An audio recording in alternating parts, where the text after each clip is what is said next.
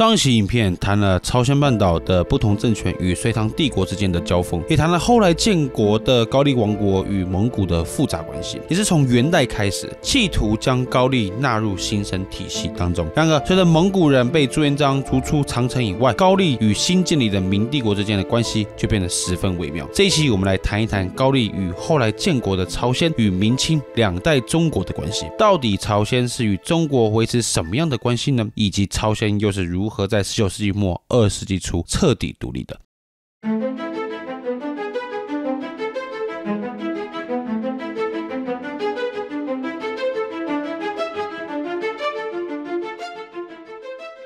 1368年，吴王朱元璋在南京即位，并在同年拿下了元大都，也就是今天的北京，将蒙古元势力驱逐出中国，正式建立明帝国。大明成立以后，使得东亚大陆的政治局势出现巨大的变化。对于高丽王国而言，才在不久前臣服于蒙古人，如今新的局势逼得他们必须尽快厘清高丽与民国之间的关系，到底高丽是加入蒙古阵线，还是加入新成立的明帝国行列？如我们在上一期所说，蒙古积极将朝鲜半岛纳入大元帝国的行省体系之中，企图完整控制整座半岛。虽然元朝廷仍然给予高丽极大的自主权，但这个吞并半岛的意图已经非常明显。所以可以这样说，蒙古将行省化的计划随着明帝国的成立而终止了。所以对高丽而言，现在只要明帝国无心彻底控制住半岛，高丽应该不会回去蒙古的怀抱。朱元璋也很了解这个政治格局，所以于1373年，明太祖发表《皇明祖训》，详细规定了明朝后任的皇帝必须遵守的事项。朱元璋在序里说，所有我的子孙必须要听从我的训命，不准耍聪明，乱我已颁布的祖宗之法，一个字都不准改易。其中朱元璋列了几个不征诸夷国，第一个就是朝鲜国。你可能会觉得奇怪，当时国名不是叫做高丽吗？怎么这里称朝鲜？没错，因为我们现在所看到的版本是1395年的更新版，当时高丽已被朝鲜给取代，因而这里写的是朝鲜。朝鲜的第一代王李成桂非常积极的想要得到明帝国在中藩关系上的认可，但朱元璋在世时不愿意授予朝鲜国王官职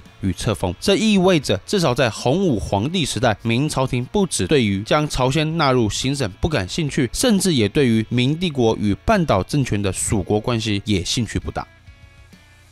这个冷冻关系必须要等到朝鲜第3代王李方远时才得到改变。民国与朝鲜的历史有一有趣的相似性，那就是他们的第3代首长都是靠政变登上大位的。在明朝就是朱棣，在朝鲜就是李方远，而这2位首长也都给民国与朝鲜国打下了不可磨灭的统治基础。其中一点就是中藩关系的复兴。不同于朱元璋，明成祖认为当时的中国处于极大的外交危机之中，北有蒙古威胁，西有铁木尔帝国与崛起的中亚国家，而过去南宋建立起的庞大海洋贸易网也没了，中国正在被孤立。因此朱棣决定向四方扩张，其中确定明帝国与朝鲜的关系，不使其成为中国东北边防的隐患，成为重中之重的关键问题。如果新成立的朝鲜与北元蒙古势力联合，那对明帝国而言会是相当大的危机。因此重新确认与朝鲜的关系成了明成祖朝廷重要的政策。1403年，朱棣下令册封朝鲜太宗大王李方远为一等亲王，正式将朝鲜纳入明帝国的中藩之中。这个宗属关系到了16世纪初时，在中宗大王任内，朝鲜更进一步将自己形塑为中国的内府，一直在明帝国疆域内的适宜属国，而非只是疆域外的朝贡国。不是因为中宗大王多热爱中国，而是因为当时朝鲜的倭寇问题乃至西北的女真问题，对朝鲜来说已经越发严峻。朝鲜急于得到中国方面的支持。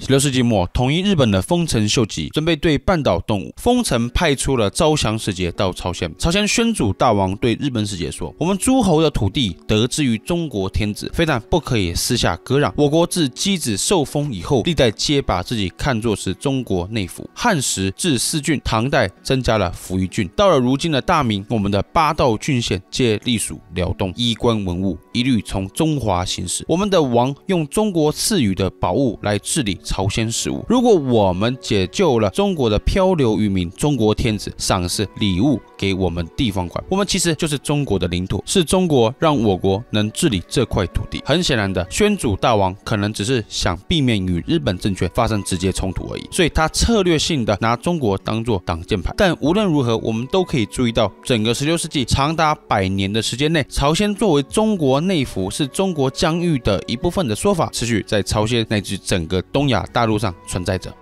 这个说法在经历16世纪末的人城倭乱，或者是万历朝鲜之役以后变得更加稳固，甚至明帝国内部也开始讨论是否要将朝鲜行省化，彻底控制住半岛。当时的兵部尚书李征建议万历皇帝派遣全权大臣到朝鲜，控制朝鲜的军事和后勤资源。这个不是李征一人的意见而已，当时明帝国的其他高级官员也有此想法。有一份奏折称为《经理朝鲜事宜》，细节的讨论了如何统治朝鲜的问题。这里说万全之计就是要在平壤、开城2个地方设立军政，此处西边接鸭绿江与旅顺，往东可以增援王京，也就是今天的首尔与乌林。情况好的话，可以从此派遣轻装部队寻找机会；情况不好的话，则可以此2处为据点，压制日本侵略的行动。这个区域要实行练兵、屯田，用汉法治理，教导朝鲜人商业与工业，开财源作为支持战争的花费，选贤与能，选任信任的军长，部署到朝鲜8道之中。换句话说，这份奏折认真考虑将朝鲜纳入中国的统治之中，不只是要执行军屯，还要在当地直接征税与管理，并派遣中国军官到朝鲜各地直接控制军政。这对明帝国的很多高级官员来说是合理的扩张，因为中国支援朝鲜的最大难题就是后勤补给线太长。这也是为什么这场大战以后，中国基本上处于财政崩溃的状态，就是因为后勤补给带给帝国巨大的压力。但结局是万历皇帝没有采行这项意见，朝鲜不受中国军队的控制，造成明朝成本大幅攀高。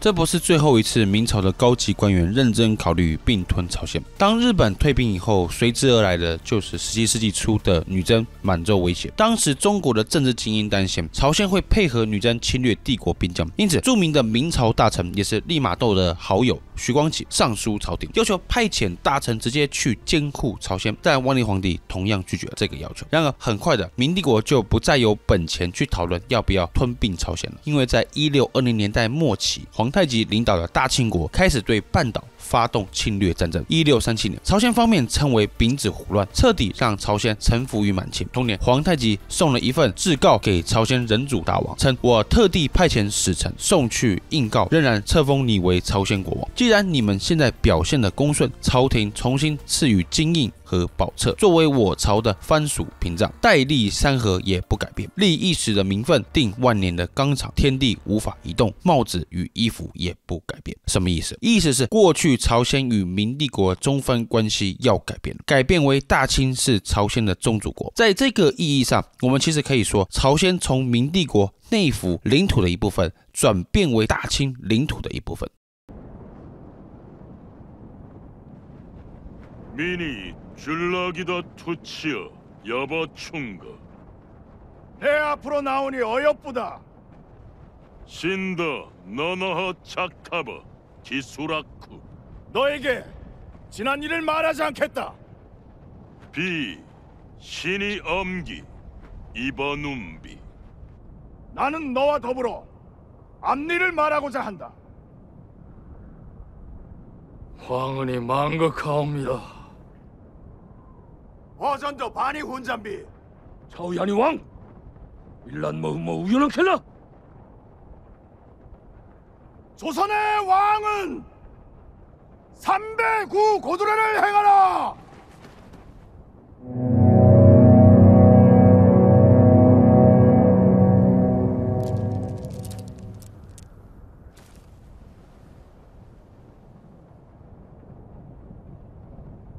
어머! 밀매요!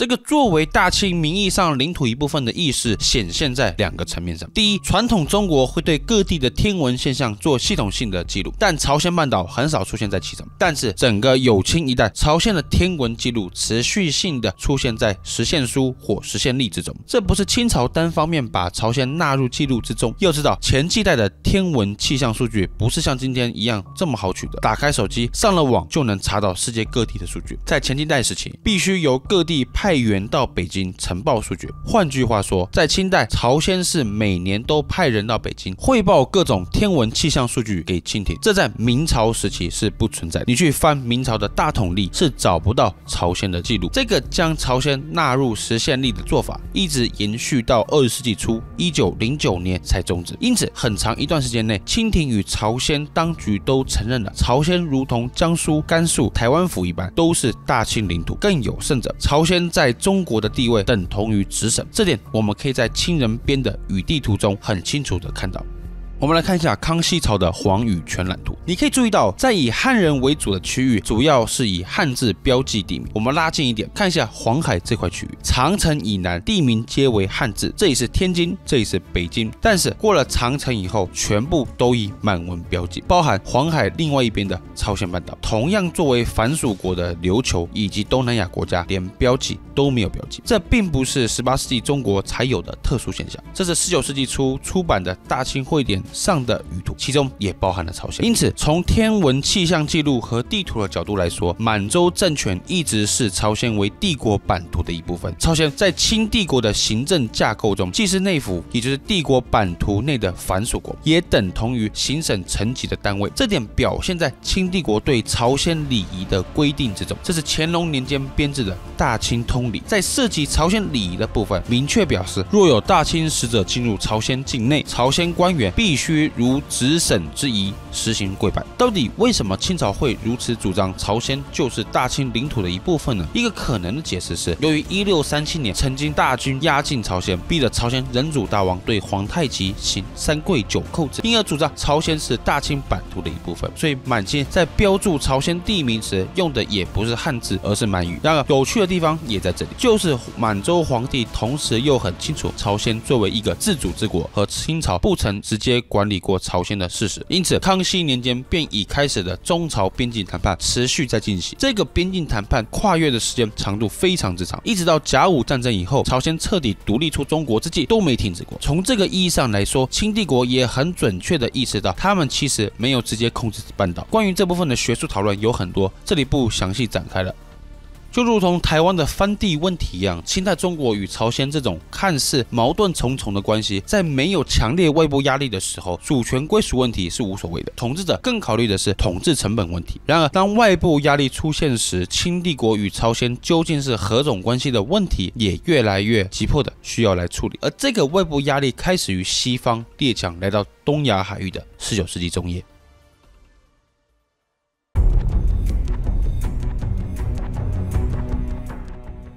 1842年，强盛一时的清帝国在鸦片战争中输得一塌糊涂，西方列强蜂拥而至，进入到东亚海域，寻求更大的贸易与殖民利益。如我之前视频所说的，朝鲜在东北亚的贸易圈中有着枢纽一般的位置，很快在19世纪下半叶成为欧美列强看中的目标。然而，如同16世纪与日本打交道时，19世纪末的朝鲜仍然对外强调自己是中国的内附属国，没有外交权利，要谈去找北京谈。所以在很长的一段时间内，若遇到朝鲜外交问题，列强是直接去找北京。其中最想在朝鲜扩张的日本帝国开始想要挑战这个行之已久的中藩关系。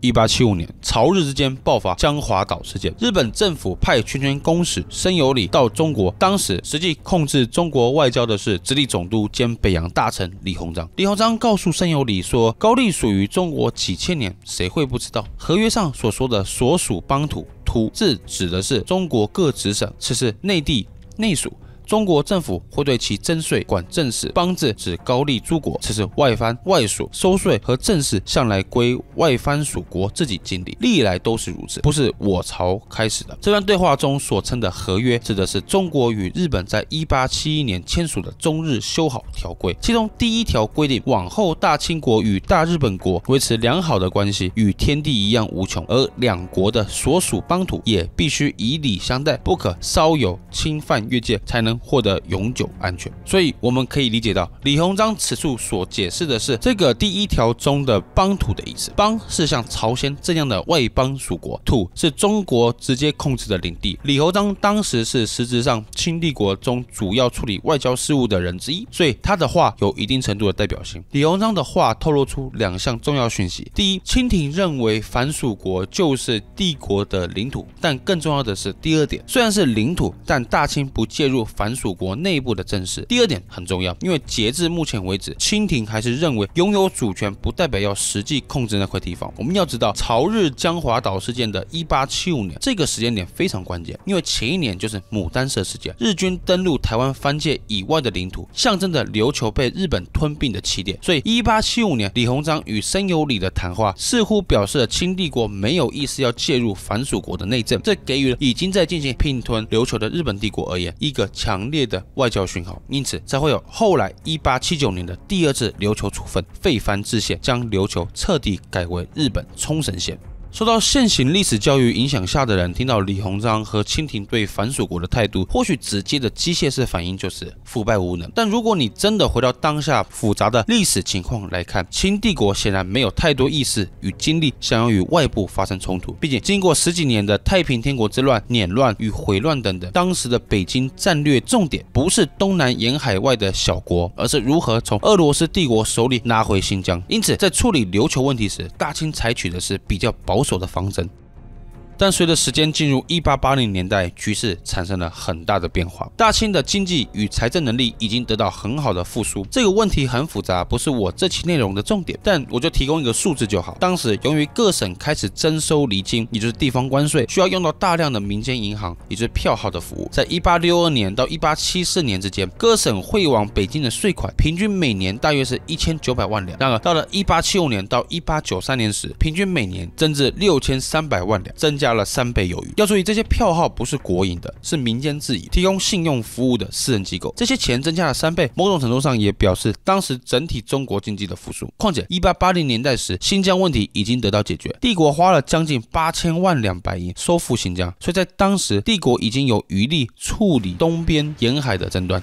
当时日本步步紧逼朝鲜，朝鲜方面倾向中国的派系对此一局势非常恐慌。1880年，朝鲜派驻到日本的外交代表，后来官至朝鲜总理大臣的金弘吉，他与中国驻日本大使何如章、黄遵宪有非常密切的往来。黄遵宪写了一篇论文，名为《朝鲜策略》，主张朝鲜必须要向中国学习改革现代化。其中，黄遵宪希望朝鲜政府奏请海陆诸军启用中国龙旗为全国徽制。后来，何如章上奏北京朝廷的奏书，主持朝鲜外交议，也强调朝鲜是在亚洲，如同欧洲与土耳其为边疆必争之地。我大清龙兴东土，先帝朝鲜，而后伐明。在康熙、乾隆朝时，什么事情都会汇报给朝廷，几乎没有不同于内地的郡县。中国与朝鲜的关系与越南之疏远、缅甸之偏僻相去太大了。换言之，何如章重点强调朝鲜的战略地位与价值，大清应该要将这个与内地无异的朝鲜纳入直接统治之中。接下来，何如章继续强调，所以我主张中国今日之事，应该要在朝鲜设立中方的办事大臣，如蒙古、西藏之例。凡内部的政治、对外的条约签署，皆由中国为之主持。如此一来，外人才不敢觊觎，这才是上策。我们可以注意到，300年前晚明主张中国直接控制朝鲜的议论又回来了，但这一次晚清朝廷没有像万历皇帝那样拒绝，而是确实落实了何如章与黄遵宪的对朝策略。1885年，袁世凯接任大清国驻朝鲜办事大臣，开始彻底干预朝鲜的内政。自1637年的丙子胡乱以来，大清就未曾在半岛上驻军，这个情势随着袁世凯的到来而被打破。